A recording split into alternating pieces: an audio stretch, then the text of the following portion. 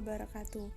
Perkenalkan, nama saya Meriska Oktariani dengan NIM 203025101 dari kelompok 11 Pendidikan Bahasa Inggris Fakultas Ilmu Tarbiyah dan Keguruan UIN Raden Fatah Palembang.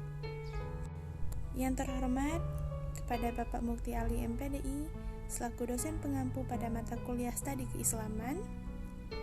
Dan pada video kali ini saya akan membahas tentang prinsip kebudayaan dalam Islam.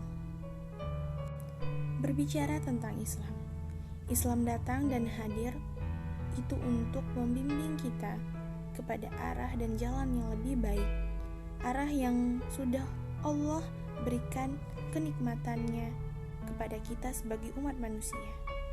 Islam datang bukan untuk menghancurkan budaya, adat istiadat suatu kaum masyarakat pada kepercayaan mereka sebelumnya, bukan seperti itu. Namun, ketika budaya itu sudah hadir di tengah kalangan masyarakat dan Islam mendatang, Islam tidak menghancurkan budaya tersebut.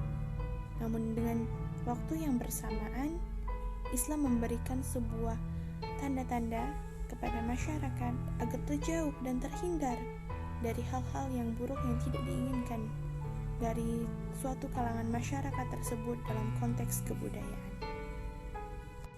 Ada 4 prinsip yang sudah Islam ajarkan kepada umatnya dalam konteks kebudayaan. Yang pertama, menghormati akal. Allah menciptakan manusia dengan sebuah keistimewaan, yakni Allah berikan akal untuk manusia. Manusia bisa berpikir, bertindak, berkontribusi kepada makhluk yang lain dengan akal tersebut. Dengan demikian, manusia bisa menciptakan, membangun sebuah kebudayaan, bahkan itu adalah kebudayaan yang baru, namun tidak keluar dari jalur Islam. Dalam surah Ali Imran ayat 190 yang artinya, sesungguhnya dalam penciptaan langit dan bumi, pergantian siang dan malam, terdapat kebesaran Allah Subhanahu wa Ta'ala bagi orang-orang yang berakal. Yang kedua adalah motivasi untuk menuntut serta mengembangkan sebuah ilmu. Dalam firman Allah Subhanahu wa Ta'ala yang artinya, Allah akan mengangkat derajat orang-orang yang beriman di antara kamu dan orang-orang yang berilmu beberapa derajat. Quran Surah Al-Mujadalah ayat 11. Yang ketiga adalah menghindari taklid buta. Kebudayaan Islam hendaknya menghantarkan umat manusia untuk menerima sesuatu, namun harus diteliti terlebih dahulu, agar tidak adanya ketidakpahaman, kesalahpahaman, ataupun ketidaksambungan antara satu dan yang lainnya. Allah Subhanahu wa Ta'ala berfirman yang artinya, dan janganlah kamu mengikuti dari sesuatu yang tidak kamu ketahui, karena pendengaran, penglihatan, serta hati nurani akan dimintai pertanggungjawabannya. Quran Surah Al-Isra ayat 36. Prinsip yang keempat adalah tidak membuat kerusakan. Allah Subhanahu wa Ta'ala berfirman dalam surah Al-Qasas ayat 77 yang artinya, janganlah kamu membuat kerusakan di muka bumi, karena sesungguhnya Allah tidak menyukai orang yang membuat kerusakan. Terdapat 9 karakteristik kebudayaan Islam menurut Yusuf Kardawiyah, yaitu yang pertama, Rabbaniyah, bernuansa ketuhanan. Yang kedua, Akhlakiyah, perilaku baik dan buruk menurut Islam. Yang ketiga, Insaniyah, memiliki nilai-nilai kemanusiaan. Yang keempat, Alamiyah, bersifat terbuka. Yang kelima, Tasammum atau egaliter. Yang keenam, Tanawu atau beraneka warna. Yang ketujuh, Wasatiyah atau bersifat modern.